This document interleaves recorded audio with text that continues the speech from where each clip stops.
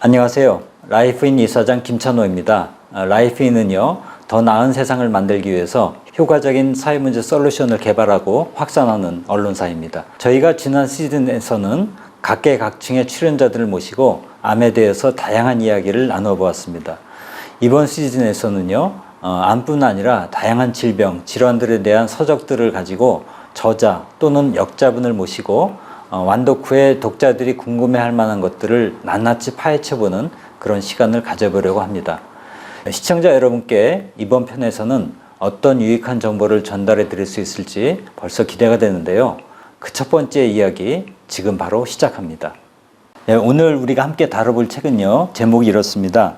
암을 보는 새로운 시각, 암은 대사질환이다, 이런 책인데 번역서입니다. 굉장히 두껍고 전문적인 그런 내용인데요.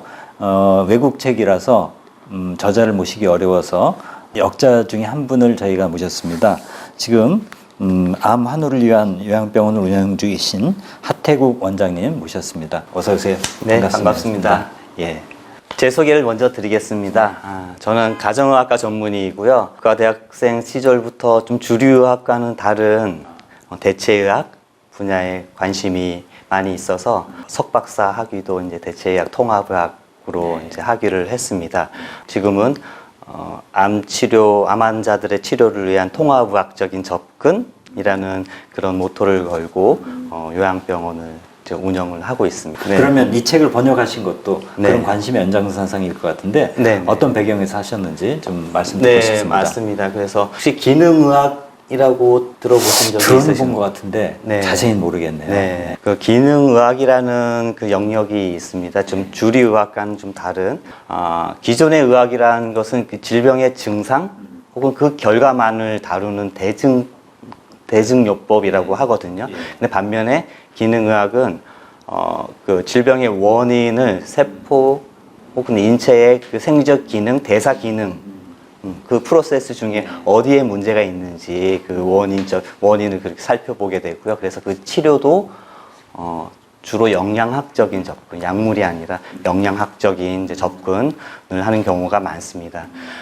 그러다 보니 자연스럽게도 암이라는 질병도 그런 기능의학적인 관점으로 이제 살펴보게 되었고요. 그래서 암을 대사질환으로서 바라보자라고 하는 이 책을 관심 있게 보고 번역을 하게 되었습니다. 같이 공부하고 세미나하고 연구하는 여러 선생님들 의견을 모아서 공동으로 이제 번역한 거고요.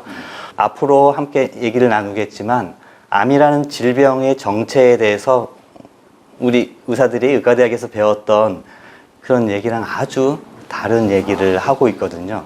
그래서 저도 아주 큰 흥미를 가지고 번역에 참여하게 됐고요. 예, 지금 처음 말씀만 들어도 굉장히 호기심이 생기는데요. 암이라고 하면은 우리나라 사람들이 가장 많이 걸려서 죽는 사망 원인 1위의 질병입니다. 그런 암에 대해서 또 많은 이야기가 나왔고, 근데 그런 상식이나 의학적 전문 지식에 비해서 이 책이 다르다고 하셨는데, 이 책의 핵심 요점이 뭡니까? 가장 중요하게 먼저 말씀해 주실 부분 좀 부탁드립니다. 네. 책 제목 그대로예요, 사실은. 요약을 하자면은요. 그러니까 암은 대사질환이다라고 하는 것인데요. 제목 자체가 왜 중요한가 하면은요. 암의 정체에 대해서 우리가 기존에 알고 있던 그런 시각과 다른 얘기를 하고 있거든요.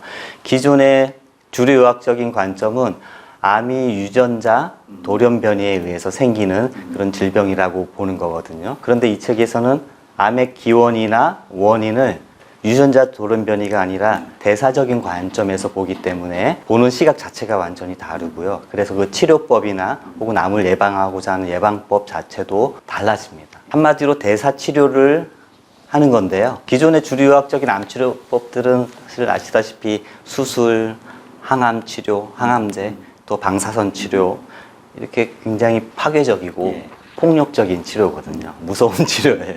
환자들한테 고통도 많이 따르게 되고요. 이 대사치료는 그렇지는 않아요. 대사치료는 부작용이 적고요. 어떻게 보면 자연스러운 치료예요. 왜냐하면 우리가 먹고 움직이고 활동하고 하는 그런 과정들에 또 접근법도 먹는 거, 식이요법이나 그런 차원에서 접근을 하기 때문에 어떻게 보면 병이 생겨나는 그 과정들, 그 원인, 좀 더 직접적으로 접근하는 치료법이라고 볼 수 있거든요.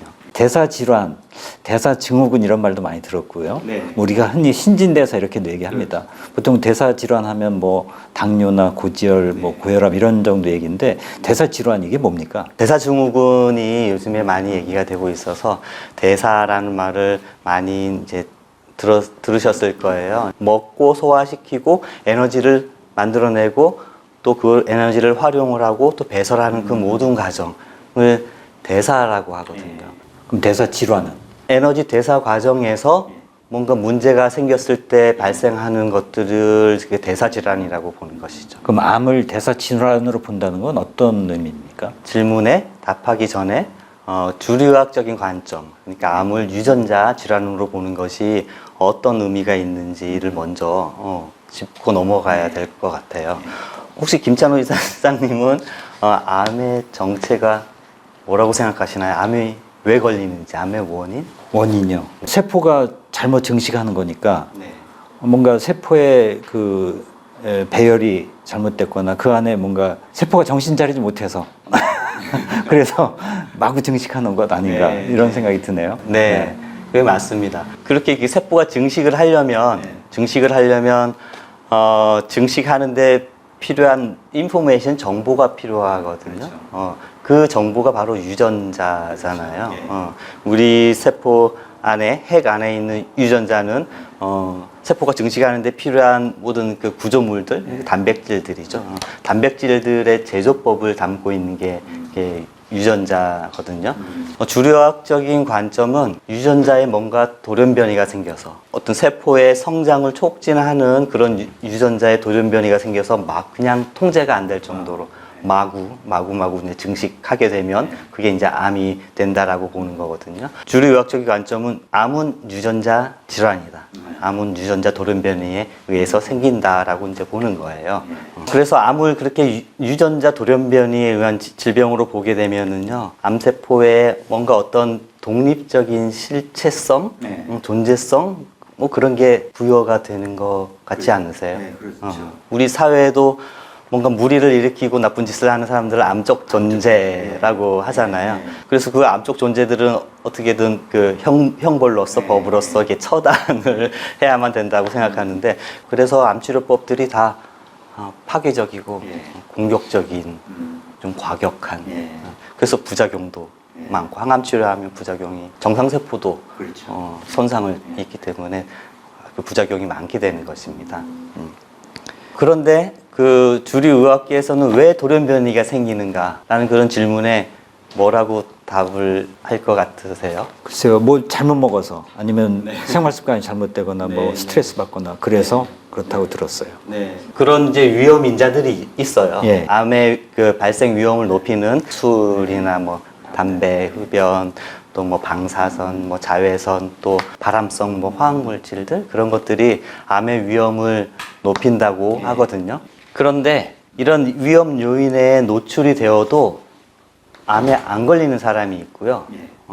노출이 안 되어도 암에 걸리는 사람들이 있거든요. 그 이유에 대해서는 의학에서 설명을 못 해줘요. 아, 못합니까? 네. 아. 그건 그냥 우연히, 뜬금없이, 말 그대로 뜬금없이 재수 없으면 확률적으로 그렇게 생긴다고 보는 거거든요. 그래서 암을 유전자 돌연변이 질환으로 보는 관점은요, 암의 진정한 원인, 암이 생겨나는 이유에 대해서 어떤 통제할 수 없는 그런 요인에 의해서 생긴다고 보기 때문에요. 그 치료에 있어서도 우리 환자 스스로, 나 스스로 컨트롤할 수 없다라고 봅니다. 그러니까 그렇게 과격한, 폭력적인 그 치료법들을 사용하게 되는 것이죠. 의학이 굉장히 첨단으로 계속 개발되는 것 같아도 정작 중요한 병의 원인을 제대로 규명하지 못한다 하는 것은 좀 의외입니다. 지금 굉장히 전문 용어 많이 나오고 있습니다. 근데 이 책에 보면 마르부르크 처음 들어보는 말인데 그 효과, 마르부르크 효과 이런 게 있어요. 이게 뭐 보니까 세포 호흡과 암세포의 발현 이것이 관계된다고 하는데 이게 어떤 내용인지요? 바르부르크 효과라는 것은요. 이게 사람 이름입니까? 네, 맞습니다. 그 오토 바르부르크라는 그 학자가 이름을 붙여서 이제 바르부르크 효과라고 하고요. 바르부르크 효과란 암세포의 포도당 대사 경로가 산소가 충분히 있는데도 불구하고 산화적 인산화가 아닌 발효로 치우쳐져 있다라는 겁니다. 산화적 인산화 이게 네. 뭐죠? 네, 좀 어려운 얘기여서 네. 차근차근 또 말씀을 드려보겠습니다. 발전소에서 우리가 석탄을 태워서 다시 말하면 산화시켜서 전기를 만들어내잖아요. 그와 마찬가지로 우리 인체 내에 있는 미토콘드리아라는 세포의 발전소거든요. 미토콘드리아에서도 포도당이라는 연료를 산화시켜서 ATP라는 그 아데노신 3인산이라고 하는 그 에너지체를 생산하거든요. 그래서 세포 에너지 대사의 핵심이에요. 그래서 이 미토콘드리아에서 이 ATP를 만들어내는 공정이 크게 두 가지가 있거든요. 하나는 해당이나 이제 기줄 수준의 인산화라고 하는 과정인데요. 산소를 사용하지가 않아요. 무산소 발효예요. 다른 공정 하나는 미토콘드리아의 그 전자 전달계라고 있는데요. 전자 전달계에서 산소를 이용을 해서 ATP를 생산하는 산화적 인산화 과정이 있습니다. 그래서 뭐 참고로 말씀드리면 우리가 호흡이라고 하는 게 사실 폐호흡을 생각하잖아요. 그렇지만 사실은 이 폐호흡이 아니라요. 호흡의 진정한 의미는요, 세포호흡이고요, 미토콘드리아 호흡이에요. 왜냐하면 폐로 들이마신 그 산소가 쓰이는 곳이 결국에는 그 미토콘드리아 발전소에 산소를 넣어주기 위해서 호흡을 하는 거잖아요. 그래서 미토콘드리아 호흡이다라고 얘기하는 게 더 맞고요. 인체가 뭐 저산소 환경에 노출이 되거나 뭐 그런 상황이 있을 수 있잖아요. 그렇게 된 경우에는 정상세포는 이렇게 산소 공급이 부족해지면 미토콘드리아는 산소를 사용하지 않는 그런 공정을 더 활용을 하게 돼요. 산소를 사용하는 산화적 인산화 과정 말고 산소를 사용하지 않는 발효 공정을 더 활성화시키게 되는데요. 근데 암세포는요, 정상세포와는 달리 산소가 충분히 공급이 되는데도 불구하고 산화적 인산화 과정, 공정을 돌리지가 않아. 발효만 줄기차게 돌리게 되거든요. 그래서 이것을 한마디로 유산소, 발효 호흡이라고 해요. 이게 바로 이제 바루브루크 효과고요. 근데 이제 산소가 충분한데도 불구하고 왜 이런 일이 일어날까요? 그 바루브루크는 그 이유를 잘 몰랐는데 이 책의 저자는 그게 바로 미토콘드리아 발전소 공장이 고장났기 때문이다. 산화적 인산화 그 공정을 담당하는 그 부서가 고장났기 때문에 이 저자는 모든 암세포에는 보니까 이 미토콘드리아 호흡 기능이 망가져 있다, 고장나 있다라고 이제 얘기를 하고 있습니다. 그러면 발효가 돼서 그게 암세포가 되는 거라는 말씀이시죠? 미토콘드리아의 그 호흡 부전, 발효만 줄기차게 돌리는 그런 호흡 부전과 암 발생과 어떤 관련이 있을까? 당연히 질문을 이제 할 수가 있겠는데요. 발효 공정은요, 산화적 인산화 그 공정보다 그 에너지 생산 효율성이 굉장히 떨어져요.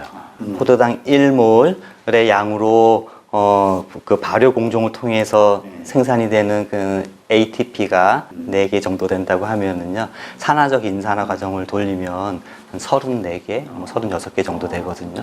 그래서 효율이 뭐 8분의 1에서 9분의 1로 떨어집니다. 그러니까 그 에너지 생산 물량을 조달하기에 이 발효 공정은 굉장히 비효율적이란 말이죠. 그래서 오히려 발효 그 공정을 더 많이 돌려요. 그래서 이제 체중도 빠지고 그러는 건가요? 에너지가 많이 들어가니까? 네, 그 발효 공정을 더 많이 돌리기 위해서는요, 암세포가 그 포도당 발효잖아요.